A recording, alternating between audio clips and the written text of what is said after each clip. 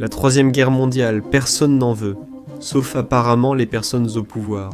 Tandis que milliardaires et politiciens se réfugient dans leurs bunkers, nous avons les meilleures places pour l'apocalypse. Puisque chaque jour ressemble à la fin du monde, il est peut-être temps de prévoir une sortie. Mais où serait-on en sécurité quand les missiles nucléaires voleront ? Alors, prenez vos passeports, car dans l'épisode d'aujourd'hui de l'infographie, nous allons compter les pays les plus sûrs pour survivre à la Troisième Guerre mondiale. Numéro 10. L'Irlande, récemment indépendante, est restée en dehors de la Seconde Guerre mondiale en partie à cause de son ressentiment envers le Royaume-Uni.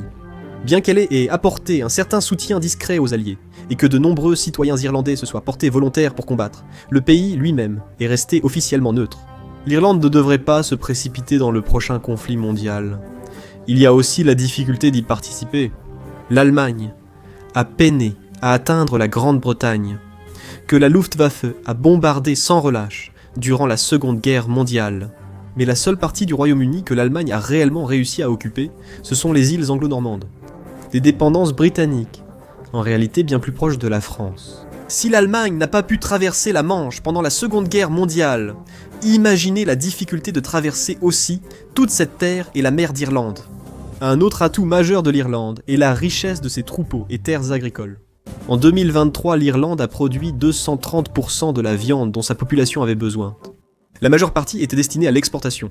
C'est aussi un grand exportateur net de produits laitiers et de produits dérivés du lait. Cependant, le pays importe encore beaucoup de ses fruits, légumes et produits de base, ce qui rend un régime irlandais délicieusement copieux, mais aussi terrible pour vos artères. Mais si la Troisième Guerre mondiale éclate, cela pourrait changer facilement. L'Irlande possède beaucoup de terres agricoles qui peuvent être réaffectées à la culture de produits de base. Dans l'oasis de l'île d'Émeraude, vous aurez toute l'eau douce souhaitée. L'Irlande occupe la 3e place mondiale pour l'eau douce par habitant, avec environ 5800 pieds cubes par personne, offrant ainsi l'une des meilleures disponibilités d'eau au monde. Il est peut-être temps d'apprendre à bien servir une Guinness. Si les îles humides du Chili ne vous conviennent pas, partez plutôt sur une île tropicale. Numéro 9. Fidji. Pour éviter la Troisième Guerre mondiale, restez sur l'île prisée par les élites pour leurs vacances. Ils ne bombarderont pas leur complexe 5 étoiles préféré. L'isolement des Fidji est un avantage. Le pays le plus proche des Fidji, c'est la petite nation insulaire de Tonga, à environ 800 km de distance. Le Vanuatu, le plus proche, est à 1212 km. La Nouvelle-Zélande, à environ 2100 km, est la masse terrestre la plus proche, ou environ une semaine de traversée océanique, même avec la technologie moderne. Tout historien militaire vous dira que des milliers de kilomètres d'océan compliquent vraiment l'invasion d'un pays. C'est une chance pour les Fidjiens. Leur armée ne compte qu'environ 3500 soldats et 6000 réservistes. Cela pourrait porter l'ensemble de ses forces combattantes à 9500 personnes. Une armée pouvant tenir dans un grand paquebot n'est pas vraiment une force de combat intimidante. C'est pourquoi Fidji s'est déclaré neutre dans presque tout. Ils ont de bonnes relations avec l'Australie, la Nouvelle-Zélande, les États-Unis et la Chine. Le premier ministre Sitiveni Rabuka a déclaré à la radio « Nous sommes amis avec tous, ennemis avec personne ». Les tensions entre d'autres pays ne devraient pas impacter les partenariats des Fidji. Il y a encore un autre avantage à être épargné par une troisième guerre mondiale aux Fidji, surtout comparé à d'autres îles du Pacifique. Elle détient de nombreuses terres agricoles. En 2022, 17% des terres des Fidji étaient agricoles. C'est suffisant, théoriquement, pour rendre les Fidji autosuffisantes. Cela n'a pas vraiment été tenté, et la distance des Fidji des grandes nations en guerre lui donne un avantage. Si les bombes tombent, les Fidji, au cœur du Pacifique, seront probablement aussi éloignés que possible de l'action. Et par action, nous entendons la mort et la dévastation à grande échelle. Pourtant, les petites îles ne sont jamais totalement à l'abri lors de conflits mondiaux. Elles servent de point de ravitaillement ou d'escale. Pour les Fidji, ce risque croît en cas de guerre entre les États-Unis et la Chine. Il existe aussi de nombreuses îles plus petites, moins peuplées et moins militarisées, bien plus faciles à prendre. Il est plus facile de contrôler quelques bancs de sable avec 100 personnes qu'un pays d'1 million d'habitants. Mais si vous voulez vraiment éviter complètement le dilemme des îles, il vaut mieux monter dans les montagnes. Numéro 8. Bhoutan. Ce petit royaume a la malchance d'être situé près de nombreux pays asiatiques sujets au conflit. Il y est coincé juste entre la Chine et l'Inde. Mais le Bhoutan a échappé à la plupart des guerres relativement indemnes, car il a tout fait pour rester à l'écart. Le beau temps est l'origine du mêle-toi de tes affaires. Sa dernière vraie guerre fut celle du Dore. Le Bhoutan et l'Inde britannique se sont affrontés dans les années 1860, puis la situation est restée stable. L'emplacement et la géographie du Bhoutan rendent également toute invasion très difficile. Cette géographie-là, perchée dans l'Himalaya, l'altitude, le mal des montagnes et les pentes raides, décourageront plus de soldats qu'une armée régulière. 98,8% du pays est montagneux, avec une altitude moyenne d'environ 10 800 pieds. Pour un lieu encore moins accessible, voyez Gangkar Poinsum. C'est le sommet du pays, à plus de 24 800 pieds. Bien sûr, vous ne tiendriez pas longtemps là-bas, à cause du manque d'oxygène. Mais même si vous arriviez aux 2/3 de l'ascension, la plupart des armées envahissantes y réfléchiraient à 2 fois avant de vous suivre. Le Bhoutan a tant de ressources forestières qu'il est le seul pays au monde à afficher un bilan carbone négatif. Ces arbres absorbent plus de 2 fois le carbone que le pays produit. 72% du pays est couvert de forêts. C'est excellent pour obtenir des ressources, et aussi pour se protéger des attaques aériennes. Cependant, le Bhoutan ne serait sans doute pas l'endroit le plus sûr si la Chine participe à la prochaine guerre mondiale, car elle a déjà grignoté des terres à son voisin, en s'y installant, tout simplement. L'objectif est de sécuriser l'accès à la région de Doklam, qui se trouve dangereusement près du corridor de Siliguri en Inde, une fine bande de terre reliant l'Inde à ses états du nord-est. Contrôler cette zone permettrait à Pékin de couper cette connexion vitale en cas de conflit. La Chine aimerait avoir accès à cette zone afin de pouvoir l'étouffer en cas de conflit entre la Chine et l'Inde. Cela dit, une fois que la Chine aura complètement pris le contrôle du Doklam, il est probable qu'elle n'aura plus vraiment besoin du reste du Bhoutan. Peut-être devrions-nous passer à un pays encore plus sûr, juste au cas où. Numéro 7, Afrique du Sud.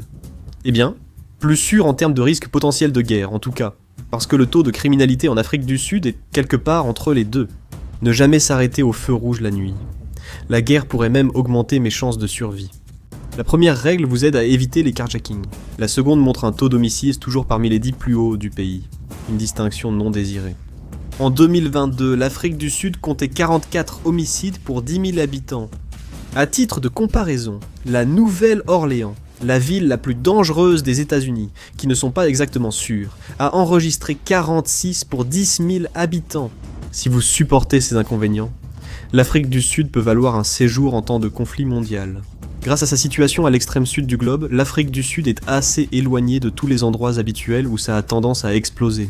Vous verrez, dans quelques autres exemples, à quel point cet emplacement peut être important. De plus, même si l'Afrique du Sud a rejoint le camp des Alliés pendant les anciennes guerres mondiales, elle a déclaré sa neutralité dans les conflits actuels en cours. Cela suggère que l'Afrique du Sud restera probablement hors des conflits politiques et militaires à l'avenir. L'Afrique du Sud est un vaste pays riche en terres et ressources. Son indice d'autosuffisance alimentaire, c'est-à-dire sa capacité à nourrir sa propre population, tourne autour ou au-dessus de 100%. Pour plusieurs produits inclus. Maïs, blé, pommes, oranges, sucre, soja, bœuf, veau. Si les chaînes d'approvisionnement mondiales s'effondrent lors d'un événement comme la Troisième Guerre mondiale, un pays autosuffisant sera avantagé. Ce qui n'est qu'une partie de la raison pour laquelle notre prochain pays pourrait également être bien placé pour résister à la tempête. Numéro 6. L'Argentine. Tout le monde sait que l'Argentine a eu une histoire intéressante en ce qui concerne la Seconde Guerre mondiale. Parce qu'elle est devenue un refuge pratique pour les nazis au chômage. Qui préférait éviter toute cette histoire de rendre des comptes à la justice et simplement commencer une nouvelle vie dans des ranchs à bétail à la place? En mettant de côté l'éthique douteuse, pourquoi l'Argentine a-t-elle été historiquement un refuge? L'Argentine fait partie du cône sud. En d'autres termes, cet endroit a le plus de chances de rester calme et intact en cas de Troisième Guerre mondiale. Quels sont les autres? Attendez de voir. L'Argentine se trouve à certaines des latitudes les plus australes de la planète. La plupart des pays qui déclenchent des guerres se trouvent dans l'hémisphère nord. Cela lui assure une avance confortable hors de la zone d'impact. Deuxièmement, l'Argentine est généralement restée neutre lors des conflits mondiaux sensibles. Cela couvre les 2 guerres mondiales et la plupart de la guerre froide. Nous disons la majeure partie, car même si l'Argentine n'a jamais officiellement abandonné sa neutralité pendant la guerre froide, ses gouvernements des années 70 et 80 ont fortement penché vers l'anticommunisme. Des experts estiment que cela revient à prendre parti. Si vous cherchez un lieu pour traverser la Troisième Guerre mondiale et ses conséquences, vous devez pouvoir survivre sans aide extérieure. L'Argentine est le pays le plus autosuffisant au monde pour l'alimentation. L'Argentine produit 273% des calories dont sa population a besoin. L'Argentine offre un bon équilibre, un développement suffisant pour y vivre confortablement, sans être une grande puissance mondiale. Cela diminue la probabilité qu'elle soit la cible de frappes militaires, principalement parce qu'il n'y a rien ici sur quoi une grande armée voudrait gaspiller un missile. En ce qui concerne les avantages militaires géographiques, il y a un autre pays dans le cône sud qui surpasse légèrement l'Argentine. Le numéro 5, le Chili. Le Chili, long et étroit, présente de nombreux atouts. Tout d'abord, il possède une immense et redoutable chaîne de montagnes qui l'isole du reste du continent. Les Andes culminent en moyenne à 4000 mètres, formant un mur naturel qu'aucune armée d'invasion ne veut escalader. À moins de vouloir se perdre dans ces montagnes et finir par du cannibalisme, traverser les Andes pour atteindre le Chili paraît une idée très idiote. Une autre méthode d'invasion, un débarquement par la mer depuis l'océan Pacifique. Ce serait de toute façon un défi, surtout que le Chili est très éloigné des zones de conflit en Europe et en Asie. Cet endroit peut aussi bien fonctionner de façon autonome. Son industrie de la pêche est excellente, logique avec 4300 km de littoral. Le Chili pêche environ 25 millions de tonnes de poissons par an, entre industrie et artisanat. Le pays a aussi de vastes forêts et de nombreuses terres arables. Le Chili vise déjà une économie circulaire et durable pour une meilleure résilience financière. Le pays a été salué par plusieurs publications pour sa gestion prudente des ressources naturelles, développant son économie, tout en évitant la surexploitation de minéraux clés comme le cuivre et le molybdène. Le Chili dispose aussi des infrastructures les plus développées du continent, rendant votre séjour relativement confortable. Le Chili était resté principalement neutre durant la guerre froide, mais est devenu un champ de bataille indirect entre les États-Unis et l'Union des républiques socialistes soviétiques. Cela a abouti au renversement soutenu par les États-Unis du président chilien Salvador Allende, remplacé par le dictateur militaire Augusto Pinochet. Aujourd'hui, le Chili a clairement indiqué qu'il ne prend pas parti. Le pays a de bonnes relations commerciales avec les États-Unis, la Chine et d'autres pays.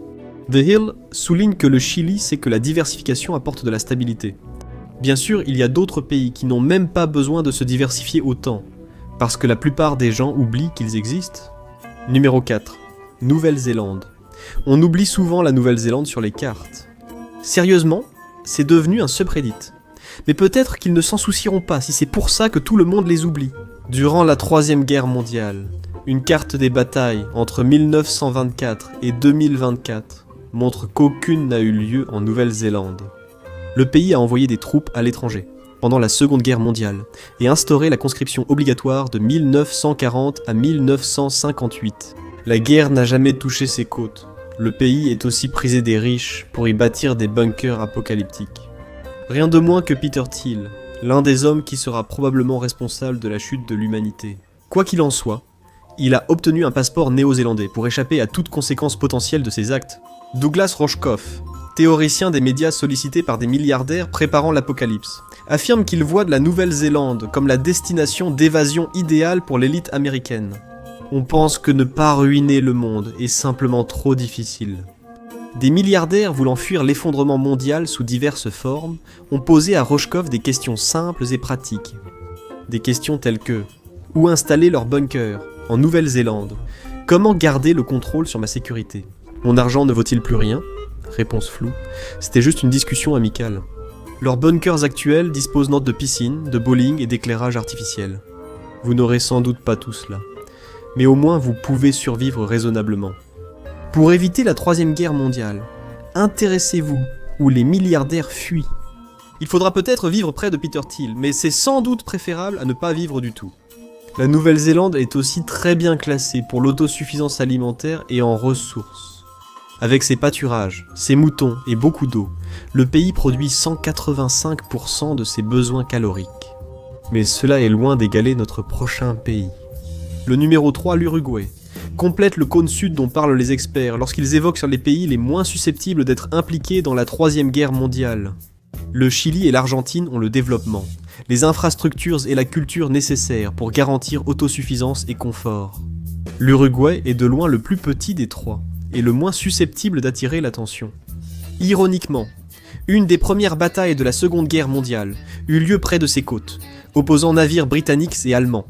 Malgré cela, L'Uruguay est resté officiellement neutre pendant la majeure partie de la guerre, tout en apportant discrètement son soutien aux Alliés. Lorsqu'il a finalement déclaré la guerre au Japon et à l'Allemagne le 22 février 1945, la guerre était presque terminée. L'Italie avait déjà changé de camp pour rejoindre les Alliés. Plus d'un an auparavant, Hitler avait quitté ce monde dans les 2 mois suivants, et tout cela prendrait fin le 2 septembre 1945. L'Uruguay n'a pas renvoyé de soldats, se contentant de déclarer la guerre à la dernière minute. Il est donc peu probable que l'Uruguay s'implique rapidement dans le prochain conflit armé. L'Uruguay est aussi l'un des 10 premiers pays pour l'autosuffisance alimentaire, produisant 232% des calories nécessaires à sa population. Vous comprenez pourquoi ce lieu pourrait être idéal pour traverser de futurs conflits mondiaux. De plus, l'une des raisons pour lesquelles le cône sud est globalement sûr, c'est parce qu'il n'est sur la route de nulle part, sauf peut-être pour l'Antarctique. Contrôler Montevideo a peu de valeur stratégique, ce qui explique sans doute pourquoi les États-Unis n'ont jamais installé de base militaire dans le pays. Et les États-Unis adorent installer des bases militaires dans d'autres pays. Notre prochain pays n'en a pas non plus. Numéro 2. L'Islande. De 2008 à 2025, elle a été en tête de l'indice mondial de la paix chaque année. Si la 3e guerre mondiale éclate, vous voudrez être dans la destination numéro 1 pour la paix. L'Islande n'a jamais participé à une guerre ou une invasion importante, à l'exception des guerres de la morue, qui sont exactement ce que leur nom indique. Une période étrange de l'histoire où le Royaume-Uni et l'Islande ont failli en venir aux mains à cause du poisson. La seule victime fut un homme mort accidentellement en réparant un bateau de patrouille. La situation géographique du pays, au beau milieu de nulle part dans l'océan Atlantique, aide aussi, tout comme le climat incroyablement rude. Des températures négatives et des vents violents dissuaderaient la plupart des gens de lancer une invasion terrestre. Un habitant a dit « Ce n'est pas l'Islande. Si tu n'es pas aveuglé par tes larmes et que tu respires bien, tu sais quoi ? Ça aide aussi. La population atteint à peine plus de 40 000 personnes. Qui va déplacer ses troupes à mi-chemin de l'Atlantique pour lancer une attaque sur une île froide et volcanique avec la même population que Tulsa, Oklahoma. L'Islande n'a également aucune armée permanente, ce qui pourrait sembler être un inconvénient. Mais étant donné que les autres pays ont très peu de raisons de l'envahir, c'est plutôt un avantage. On ne peut exiger qu'un pays combatte à vos côtés s'il n'a personne avec qui lutter. La garde côtière sert de défense nationale. Bien que l'Islande soit membre de l'OTAN, son absence d'armée permanente signifie qu'elle bénéficie de la protection de l'OTAN sans vraiment avoir à fournir de soldats en retour. C'est une bonne affaire. De plus, l'Islande est un leader mondial des énergies renouvelables. L'hydroélectricité locale et la géothermie couvrent toute l'électricité domestique du pays. L'Islande veut éliminer les combustibles fossiles d'ici 2050. Pourquoi est-ce positif ? Les chaînes d'approvisionnement mondiales seraient alors perturbées, ce qui pourrait arriver. Si chaque pays décidait de commencer à se bombarder tous en même temps, l'Islande serait en grande partie à l'abri en ce qui concerne son approvisionnement énergétique. Et une chose que vous voulez être pendant la 3e guerre mondiale, c'est autosuffisant. Sans parler du fait que, puisque la prochaine guerre mondiale semble se préparer entre la Chine et les États-Unis, l'Islande se trouve dans le mauvais océan pour servir d'escale. Notre dernier pays peut sembler évident, mais ce n'est pas pour les raisons que vous pensez. Numéro 1. La Suisse. Vous pourriez penser que la Suisse figure sur cette liste parce qu'elle est le plus ancien pays soi-disant neutre au monde. Après tout, ce pays est neutre depuis plus de 200 ans. Mais il existe une autre raison, pour laquelle vous pourriez survivre aux bombes contrôlées par l'Icharlito, par l'intelligence artificielle en Suisse, sans lien avec la politique. Le pays a l'un des meilleurs abris antiatomiques au monde. Oui, les Alpes enneigées, collines verdoyantes et lacs charmants abritent des kilomètres d'abris pour la fin du monde. Des bunkers, 370 000 bunkers nucléaires pour être précis, à la fois privés et publics. Les étrangers estiment qu'ils suffisent à abriter 114% des 9 millions d'habitants du pays. Allez en Suisse avant que la 3e guerre mondiale n'éclate. Mais évitez de révéler à tous l'existence des bunkers. Comment cela a-t-il pu arriver ? La Suisse a introduit la loi sur la protection civile en 1963 imposant, depuis cette date, des bunkers dans chaque nouveau bâtiment résidentiel, où les promoteurs doivent financer un bunker public proche, géré par l'État. Ils sont également équipés pour vous protéger contre les radiations. Les systèmes de ventilation, conçus pour durer 40 ans, neutralisent les effets des retombées nucléaires ou chimiques. Les cantons suisses sont également tenus de stocker de l'iode pour l'ensemble de leur population, afin de contrer l'exposition aux radiations. Mais que font les Suisses de tout cet espace en ce moment ? La plupart les utilisent comme espace de stockage, ou ranger votre vieille table basse ou PlayStation. Certains les transforment, même en cave à vin ou en sauna. Bien sûr, la Suisse a aussi son atout habituel. En plus de la neutralité politique et des bunkers, ce sont ses banques. L'argent arrive constamment en Suisse depuis de grandes entreprises d'eau et de politiciens fortunés. Mais c'est encore plus vrai en période de crise politique, car les banques suisses sont considérées comme stables, fiables et à l'aise avec un certain degré de secret. Donc il se peut que vous n'ayez jamais besoin d'utiliser ces bunkers. Les personnes et entreprises contre eux menant ces guerres ne souhaitent sûrement pas voir leur système bancaire s'effondrer. Si tout échoue, préparez-vous à survivre à la 3e guerre mondiale en Antarctique avec les manchots. Certains pays pourraient en rester sûrs lors de la 3e guerre mondiale, mais aucun n'est épargné indéfiniment. Découvrez les conséquences de la 3e guerre mondiale pour voir à quoi ressemblerait le monde après, ou cliquez sur cette vidéo